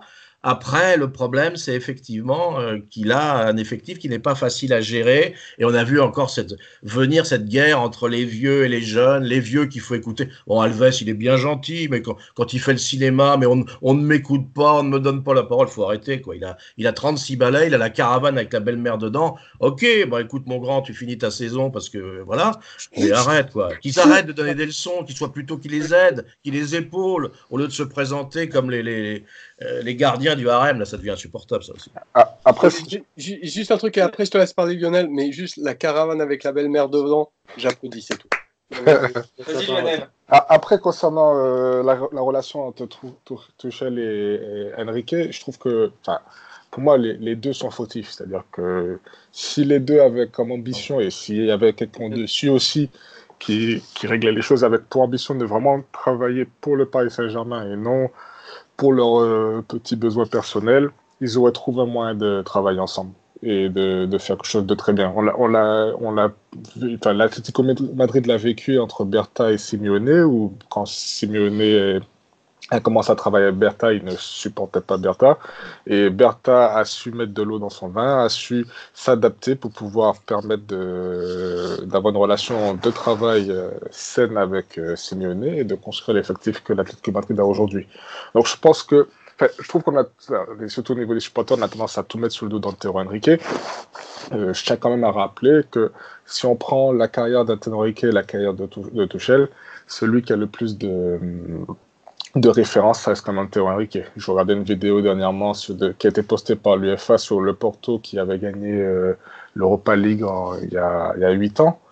C'est une équipe qui avait été construite par Antero Henrique, donc je pense quand même que ça reste quelqu'un qui est compétent et qui n'a pas été mis non plus dans les meilleurs on ne lui a pas donné non plus tous les outils pour pouvoir bien bosser. À partir du moment où un entraîneur est choisi sans le mettre dans le processus, c'est qu'il y a un problème en quelque part. Et c'est pas forcément Antero Henrique qui est le problème au Paris Saint-Germain. Le problème, c'est que c'est pas Antero Henrique et Tourelle qui sont seuls à décider. Le problème, c'est que tu as 36 000 personnes qui prennent des décisions à Paris, à Doha, et qu'on préfère, depuis l'épisode Leonardo-Ancelotti, on préfère avoir 2 mecs qui se tirent dans les pattes que d'avoir 2 gars qui vont travailler ensemble et à qui on fait confiance.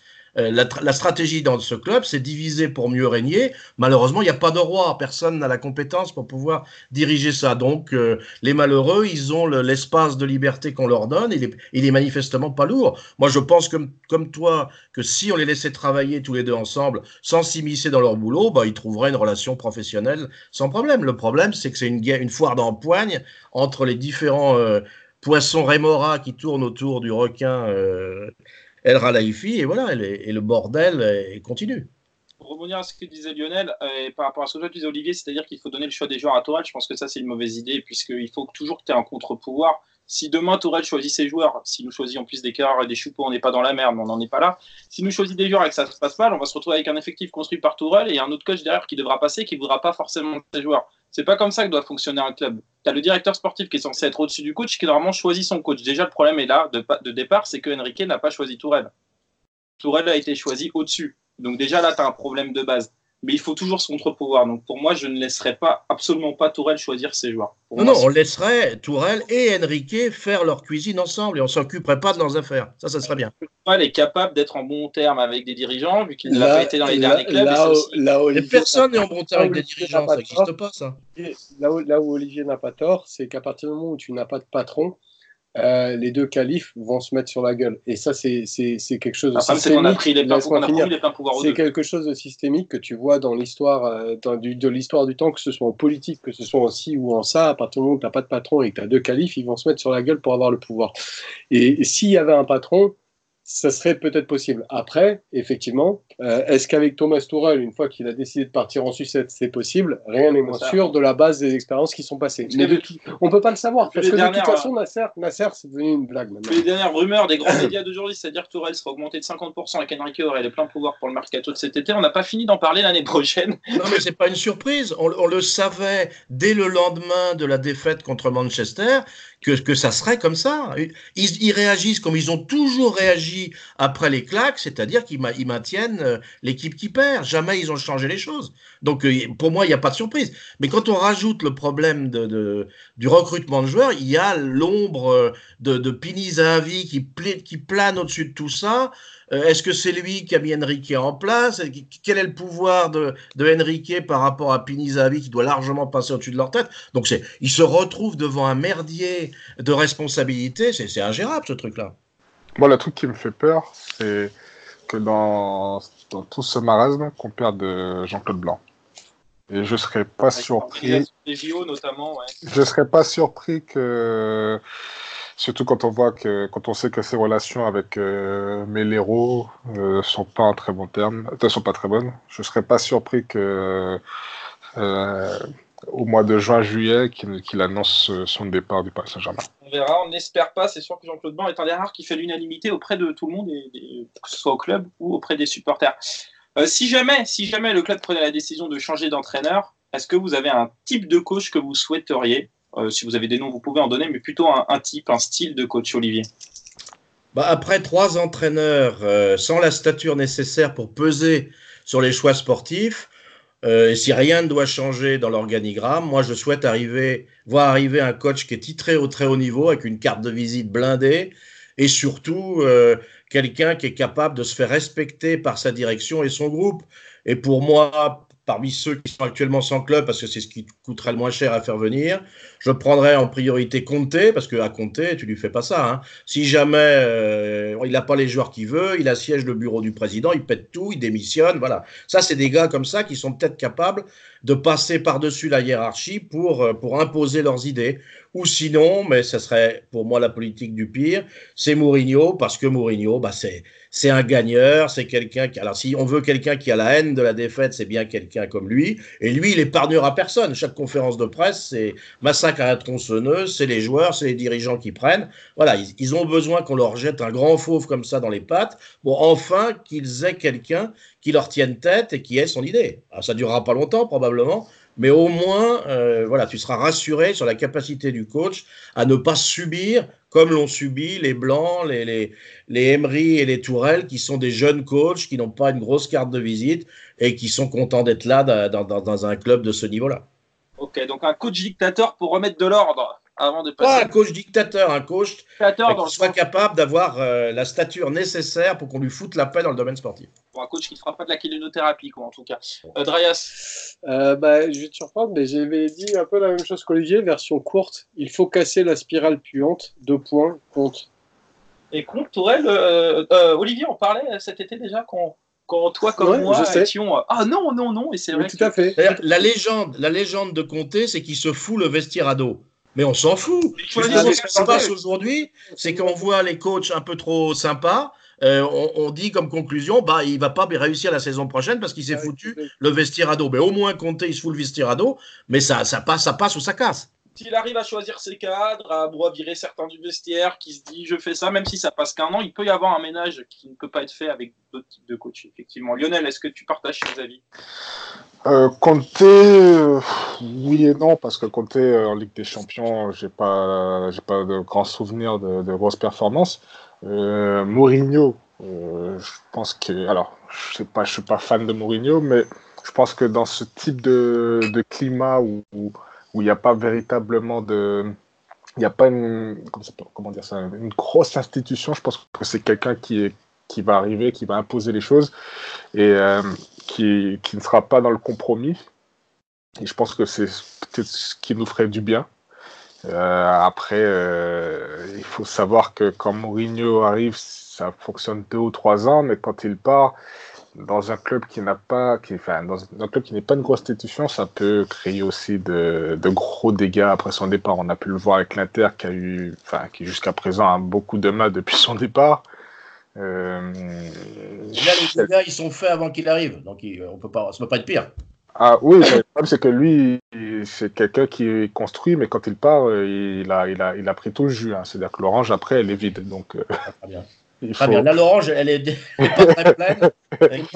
Déjà qu'il la remplisse un peu et qu'il finisse de la vider, moi je m'en fous. J'en ai marre de voir chaque saison le même cinéma. Mais c'est un peu moins le cas justement avec Conte. C'est-à-dire que Conte, il arrive, il casse tout, il fait ses crises d'honneur, mais derrière le club n'est pas en PLS pour autant. Ouais. Alors que c'est vrai que Mourinho, Mourinho quand il part du Real, après t'as Zidane, mais t'as un entre-deux qui est pas top. À chaque fois que Mourinho part, le club il est dans un malaise et il a du mal à s'en sortir. Et c'est ça qui me fait peur avec Mourinho. Ouais, moi je suis entièrement d'accord. Mais non. Puis t'as une vraie culture tactique chez Conte. C'est vraiment un entraîneur qui est capable de jouer avec plusieurs systèmes de jeu. Il a été capable de jouer offensif. Il faut faire prendre, notamment. Et il va nous mettre Neymar en latéral et. Ouais, comme il avait mis Eto'o, effectivement. Bon, on verra ça cet été. Ça se trouve, on va prendre Julien Stéphan, on va rien comprendre. On verra ça. Jingle pour le plus grand plaisir de Ligue.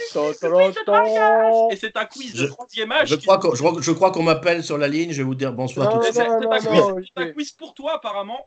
Désolé, Lionel, toi qui es né en 1988. Moi, je rappelle que je suis né en 1989. Andreas nous fait un quiz troisième âge spécial pour Olivier. Mais à mon âge, la première chose qu'on perd, c'est la mémoire. Ça, c'est Andreas, il n'y a pas besoin d'être du troisième âge. Oh, es-tu sûr de mon âge? La première question porte sur les entraîneurs du Paris Saint-Germain. Oh non. Donc, je vous explique le principe. Donc, comme on est au vocal, on peut pas faire des réponses en direct. Donc, on fait un truc où chacun répond à son tour. D'accord. Donc, il y a une personne, ça va être par ordre alphabétique en commençant par Olivier. Non, peu importe. Et dans l'idée, vous citez un entraîneur du PSG. Alors, on commence en 1983, on s'occupe pas d'avant 1983. Exit Luis Fernandez et Arthur Georges. Ah, c'est que avant 83? Non, c'est de 1983 à aujourd'hui. Et alors, si vous me citez un entraîneur qui a plus de 700 jours d'office, vous gagnez 1 point. Si vous me citez un entraîneur qui a plus de 400 jours d'office, vous gagnez 2 points. Si vous me citez un entraîneur qui a plus de 151 jours d'office, vous gagnez 3 points. Et pour les coachs intérimaires comptent. Et pour les autres entraîneurs, vous gagnez 4 points. Chacun à son tour. On commence donc par Olivier, par ordre alphabétique. Olivier, Basto, Lionel. Olivier, Georges Perroche. Bien joué. Coupe de France 82-83. Tu viens de marquer 3 points, Olivier. Eh oui. 363 jours. C'est qui après? Basto après. Alors Giresse. Giresse, là, Basto, il marque Et effectivement, Alain Giresse, Basto marque 4 points, 114 jours. Ouais, c'est ce que je voulais dire en plus. Fournier. Laurent Fournier, Lionel marque 3 points. Donc pour l'instant, on a Olivier, Lionel et Basto en tête. À toi, Olivier. Gérard Rouillet. Gérard Rouillet, ça va être du 1 point malheureusement, Olivier, mais effectivement, c'est une bonne réponse. Basto. Bergerot. Bergerot, c'est du 2 points. Ouais, on fait 2 ans. Lionel.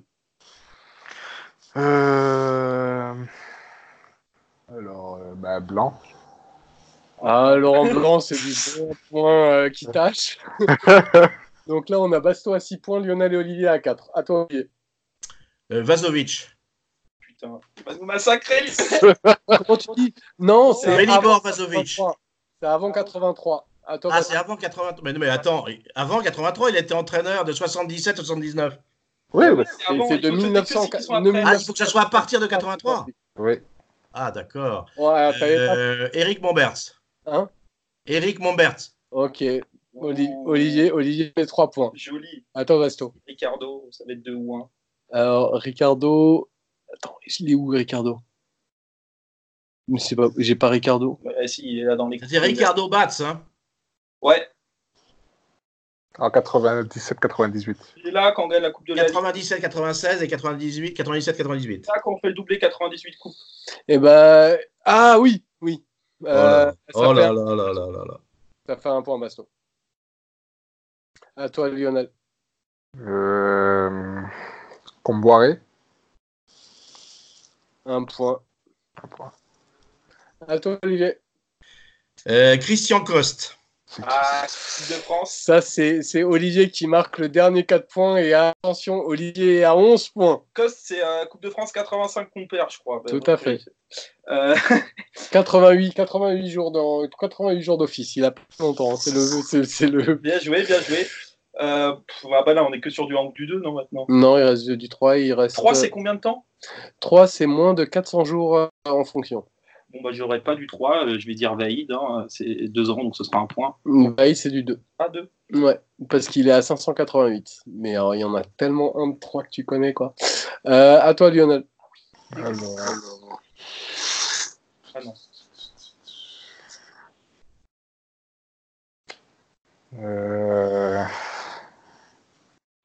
Emery. Emery, ouais. Lionel, il fait tous les 1 point, en fait. En C'est fait, déjà beaucoup pour Emery, un point. j'essaie de retrouver les entraîneurs des années 90, mais il y a un nom que j'ai sur le bout de la langue que j'arrive pas à... Donc, après Lionel, c'est Olivier. Lucien Leduc. Bon. Le Duc, oui, tout à fait, c'est du 3 points. Bah, Olivier, c'est simple, il a les 6 derniers. Pour vous, on n'était pas nés. Ouais, À toi, Bastien. il Moi, je donne, l'avais il donne des noms, je connais même pas. Si, moi, je les connais de nom, mais bon. Deux que tu connais qui sont à 3. Non, bah, j'en ai pas à 3. On va continuer sur le 2, Ancelotti. Ouais, Ancelotti, c'est effectivement du 2. À toi, Lionel. Paul Le Guen. Paul Le Guen, c'est tu 1, Lionel. À toi, Olivier. Henri Michel. Henri Michel, bien joué. C'était un 3 points. J'ai un 3 points. Je pense, ouais. Tourelle. À toi, Basto. Non, Tourelle n'y est pas. Ah, merde. Tourelle n'y est pas. Mais vas-y, j'avais oublié de préciser que Tourelle n'y était pas. Bah, ce sera un point, hein, Luis Fernandez, évidemment. Non, Luis Fernandez et Arthur Georges n'y sont pas. Ça a été spécifié. Pourquoi? Parce que j'ai dit qu'ils y sont pas parce qu'ils y sont 2 fois, donc c'est compliqué à mettre en place. Je sais même plus qui on a fait, là. On a fait tous les derniers ou pas? Il en reste que 2, en fait. Hein. Je sais plus lesquels on a Il reste un 3 points et un 1 point. C'est pour moi, tout ça. Tu les as? Ouais. Je sais plus qui on a dit, moi. Ah, il y en a un, mais il est tellement évident quand tu vas de la fin. Comboiré, on l'a dit? Ouais, ça a été dit. Bah, tu passes ton tour. Il n'a hein, pas le droit, il passe son tour, là, il a dit 4 Ouais, minutes. ouais, ouais. J'ai pas Ouais, noté ce qu'on a tu dit. peux planter. Lionel. Il va faire le 1 point et Olivier aura le dernier 3 points. Guy Lacombe. Ah, salaud. Ouais, le 3 points, mais oui. Ah, le merde. On Je s'est le gardais pas pour la trouvé. fin. Ouais, 3 points, Guy Lacombe. Il a fait 384 jours, c'est moins de 400. Et il en reste un C'est tout? à 1 point. Est-ce que tu l'as, Olivier? Après 83, hein. Ouais. Ah, vache. Je peux aider en disant les dates en fonction, mais non, ça serait trop aidé. Ça Non. serait trop aidé. Comment Lionel et Basto réagissent au quart de temps. Non, je Non, non. vois plus, là. Je pensais qu'on avait dit qu'il a combien joué, On Lionel? peut passer à la question suivante. Je vous dis que le dernier, c'était Tomislav Ivic. Ah oui. Ah ouais. Et c'était à 1 point. Donc, en état des choses, on a Olivier en tête très nettement avec 17 points. Basto, deuxième, 11 points. Et Lionel, tout juste derrière avec 10 points.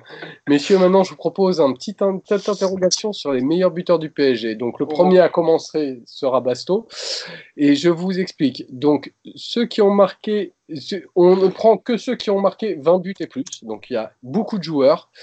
Ceux qui ont marqué plus de 80 buts donnent 1 point. Ceux qui ont marqué plus de 50 buts donnent 2 points. Ceux qui ont marqué plus de 30 buts donnent 3 points. Et tous ceux qui sont entre 30 et 20, enfin entre 29 et 20, donnent 4 points.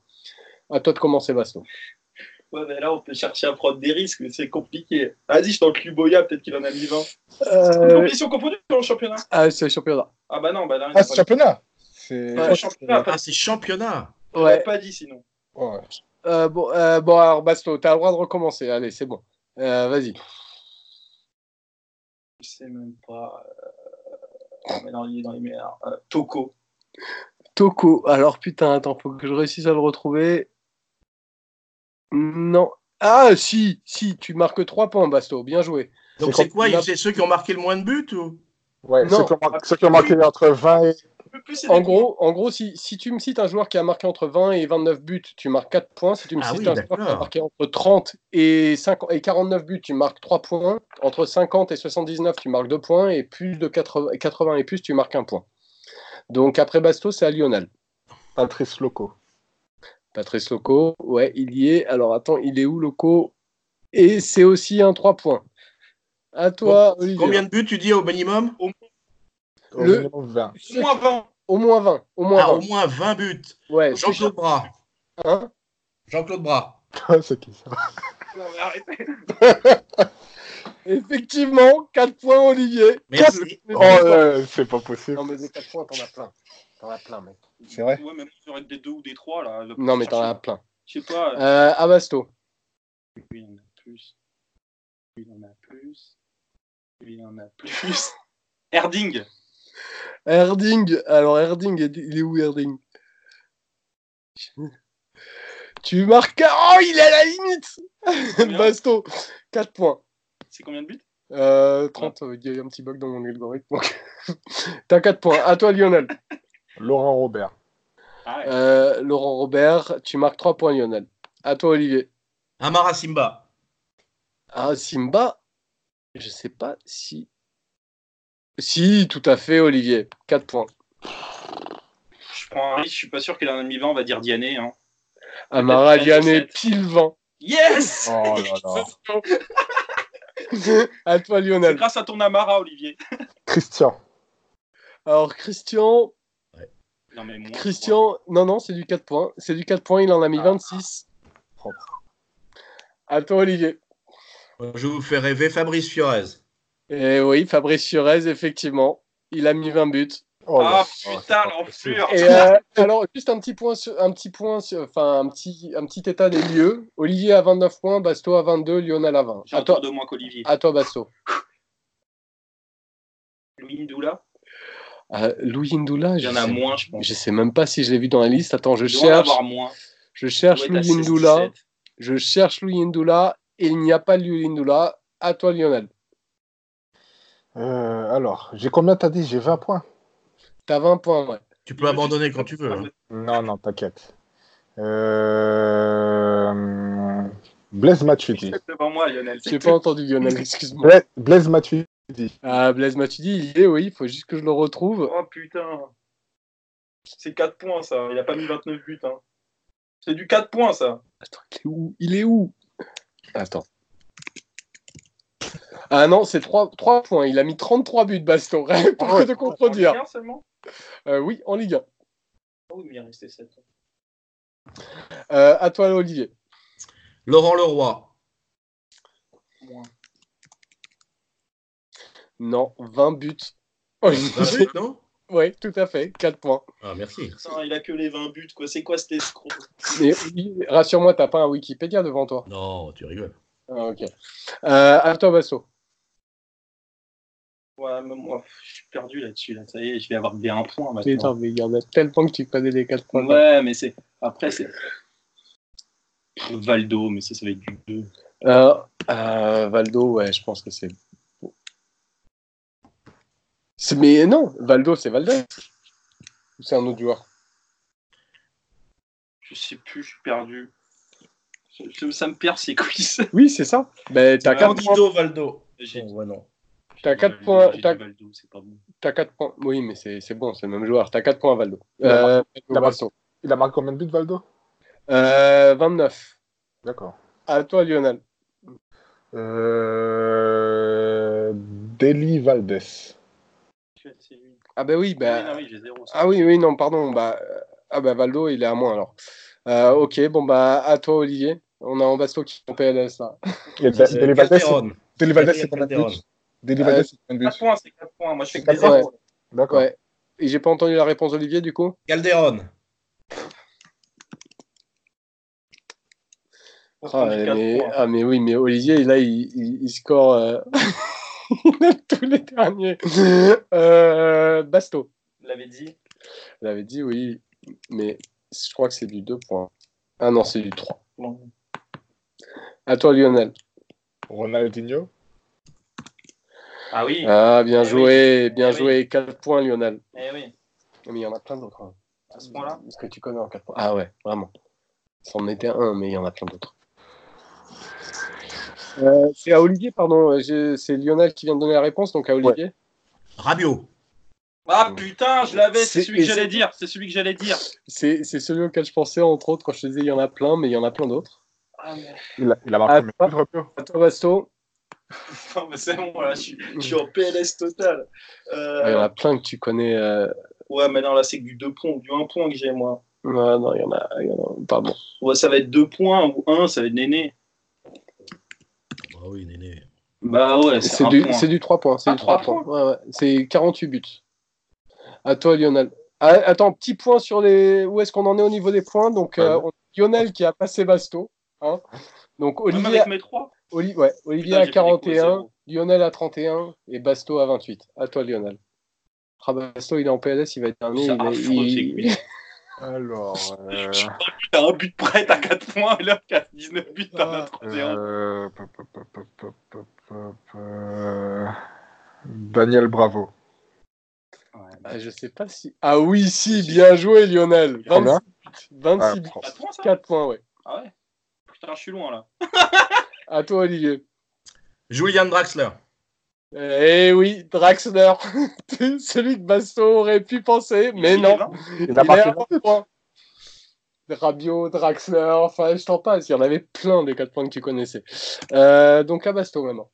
Comment ça, il y en a avoir moins? Il y en a encore Je suis quelques-uns. complètement perdu, moi. Je suis complètement perdu. Non, je pense qu'il en a mis moins. Moi, je fais que des zéros, je tente des trucs. C'est 17 buts, 18 buts, ça fait 0. Non, je pense qu'il en a moins. Non, je vais pas le tenter.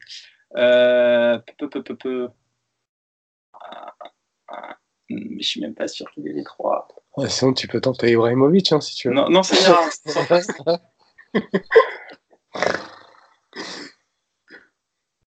Je pense pas qu'il ait les 20. Il y en a trop, je pense. Ah, c'est dur ton truc. C'est casse-couille ton quiz. Allez, passe. Non, je vais pas passer. Je peux Bah au moins alors, assurer le long. faut que t'en dises un. Oui, Faut mais que t'en j'essaie dises un. de choper du 2 points au Faut moins. que t'en dises un. Pastore. C'est 2 points. C'est du 3. Ah, c'est du 3. Avec 45 buts. À toi, Lionel. Marco Simone.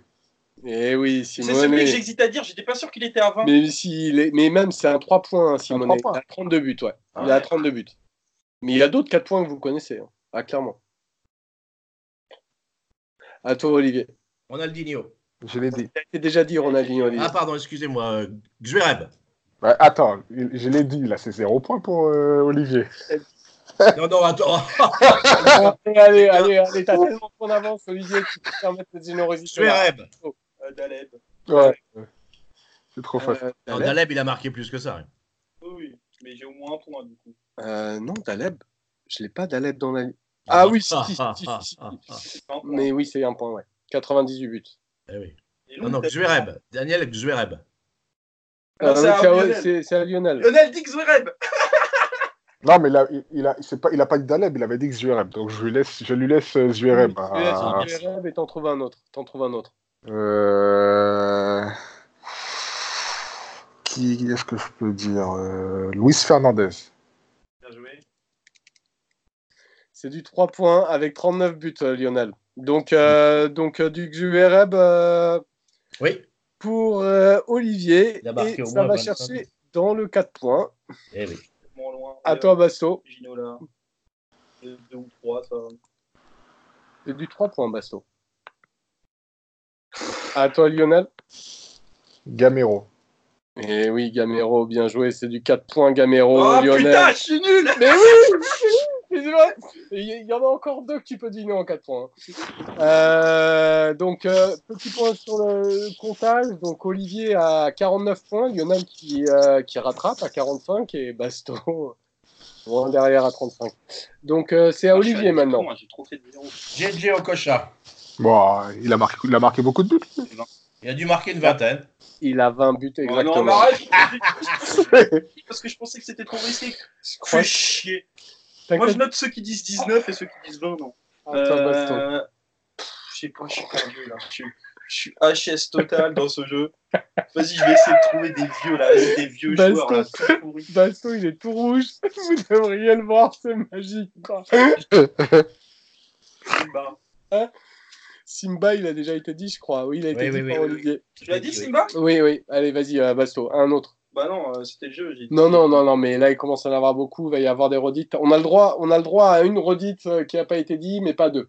Ok. Je sais plus ce qu'on a dit, moi. Mais ben, dévoile-toi. Ah, lui, je suis sûr, j'ai dit que des 20, lui, il va pas les avoir mis. Mais sérieux? Bah, Anelka, mais il les a pas mis. Non, Il Anelka, a je mis crois 16. pas. Anelka, il les a pas. Candidat suivant. Ouais. Lionel, à toi. Paul Le Guen. Eh oui, Le Guen. Paul Le Guen, non? Non, il n'a pas été dit. Ah bon? Non, il n'a pas été dit. Non, absolument pas. Il n'a pas été dit. Et c'est un 4 points pour Lionel. Oh là, putain, c'est la branla, la brandettada. À toi, Olivier. Il y en a d'autres qui sont faciles. Zlatko Vujovic. C'est qui ça? Alors, attends. Tout à fait, 22 buts. Il a joué à quelle époque, lui? Il a joué à l'époque où il y avait Souzik. À l'époque, on s'est fait sortir en Coupe de France. Il a joué dans les années 80. J'en tentais un, tiens. Attends. J'en tentais un, Julie. Alors, comment ça s'écrit déjà, Julie? C'est J-U. G-I-U. L-Y. Je crois qu'il n'y est pas, Baston. Il n'a pas les 20 buts en 3 ans. Il n'a pas les 20 buts. Non. 13 buts la première année. Non. Il n'a pas Il les doit 20 être à buts. 19 encore. Moi, je donne tous les 19, ça compte 5 points. Je serai en tête. Je serai en tête, j'ai tous les 19 buts. Toi, Lionel. J'ai tenté, hein, pour... Alors, Daniel Bravo. Tu as déjà dit Daniel Bravo. T'as le droit d'un autre, mais il a déjà été dit bravo. Il a été dit, Bravo? Par toi, d'ailleurs. Ah ouais? Il a dit 4 fois Bravo. Alors, qui d'autre? Il y a les 2 points, il est 1 point. Tout sur les 2 points, il est 1 point là. Ah ouais, mais ceux-là, ils sont faciles. Lucas Moura. Bien joué, Moura. C'est du 3 points, Lionel. Il reste combien de 4 points? Les 4 points, mais les 4 points commencent à être un peu tendus, mais il en reste 1, 2, 3, 4, Il faut que je retrouve dans les vieux noms là. 5, 6. Oh, pas forcément vieux. Hein. 6. À toi, Olivier. Jean-Pierre Dogliani. Ouais. Ah, est-ce qu'il a les 20? Je crois pas qu'il soit là, Il Olivier. fait monter Ah, le si. Ligue 1, Si. Il a 26. Voilà. Je sais pas, j'essaie de retrouver dans les vieux noms, moi, de quand j'étais pas né. Pérez. Tout à fait. 4 points. Christian Pérez, 26 buts. Et c'est pas quand. Joué, hein. C'est pas quand t'étais pas né, Christian Pérez. Quoi? C'est pas quand t'étais pas né, Christian Pérez. C'est plus récent que ça, quand même. Ah non, c'est vieux Pérez. Bon. C'est quand Pérez, Olivier? Pérez, c'est les années 80, ça aussi. Bon. À toi, Lionel. Alors, Djorkaeff, Yuri. Ouais. Tout à fait. Putain, je réfléchis pas assez. Combien de points? Combien? 4 points. Il a mis 20 buts. Il a mis 20 buts et il a mis pile 20 buts. Et donc, tu as 4 points. Il y en a un qui est contesté. Il a fait 19 buts officiels. Hein? C'est 19 buts officiels, ouais. Ouais, on compte comme ça. C'était des informations qui étaient trouvées par le mec qui a fait le quiz, donc on ne discute pas. On discute pas des informations. Et donc après, Lionel, c'est Olivier. Il y en a un que vous ne trouverez jamais. Michel Prost. Et tout à fait. Michel Prost, mais celui-là, effectivement, personne d'autre n'aurait pu le trouver. Ah, c'est un vieux, ça. Il reste des 4, il en reste que 2. À toi, Basto. Les 4, il en reste que 2. Ouais, mais arrête de chercher les 4. Commence à taper dans les 3. C'est quelle génération? Ne dis rien, laisse-les. Années 90 pour les deux. Moi, j'ai tapé dans du 2. Hein. Boaro. C'est du 2. Basto a mis 2 points. Ouais, il a mis des points. À toi, Lionel. Années 90. 90. Il y en a un, je suis pas sûr. Je suis sûr.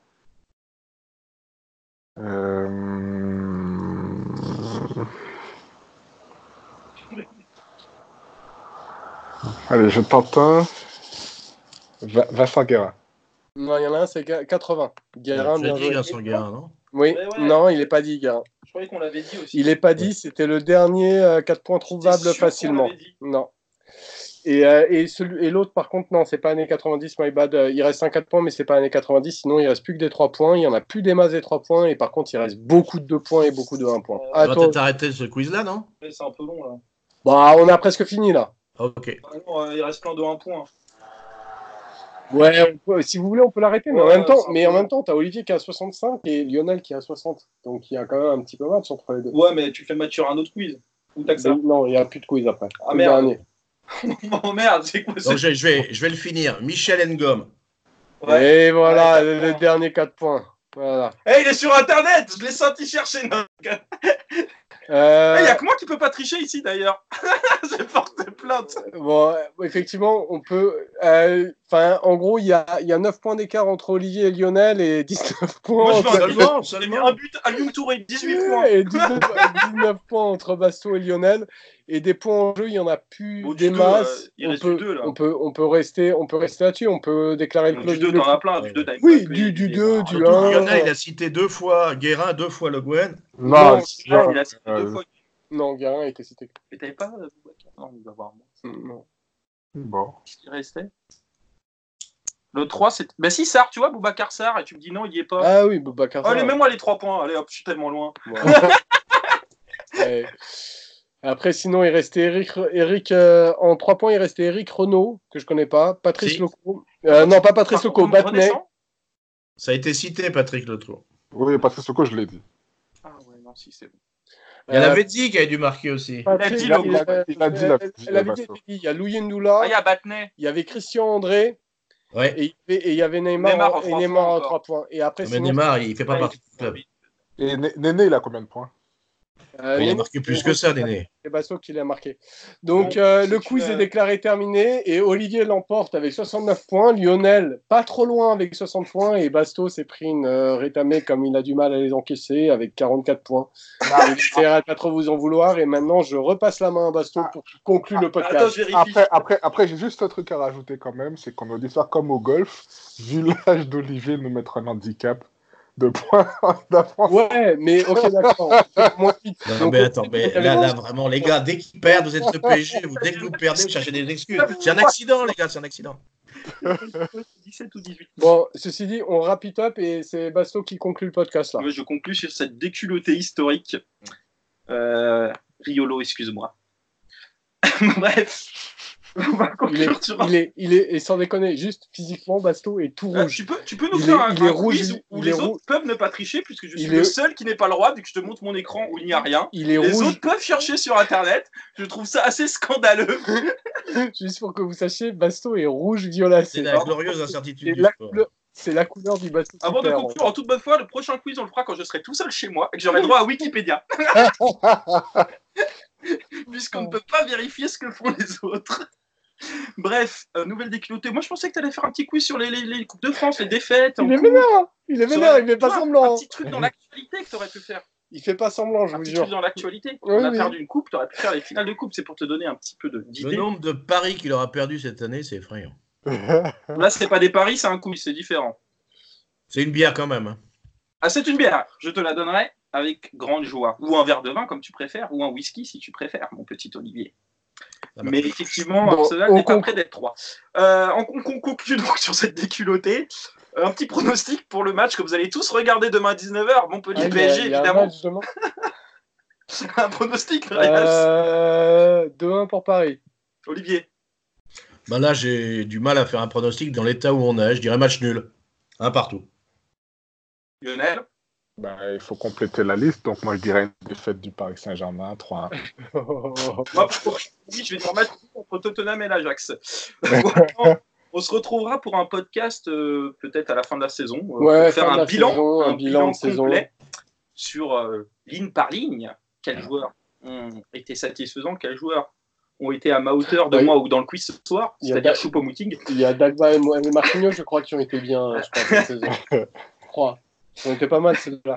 Et on fera donc un petit bilan complet avant de partir en grandes vacances bien méritées. Olivier, voilà, le quiz de l'autre côté du miroir, toujours aussi chaotique ou tu aimes bien finalement? Quand je gagne, j'aime bien. Lionel, on espère un petit quiz année 2010-2019 pour nos jeunes âges de puceaux. Je vous en préparerai un. On est d'accord.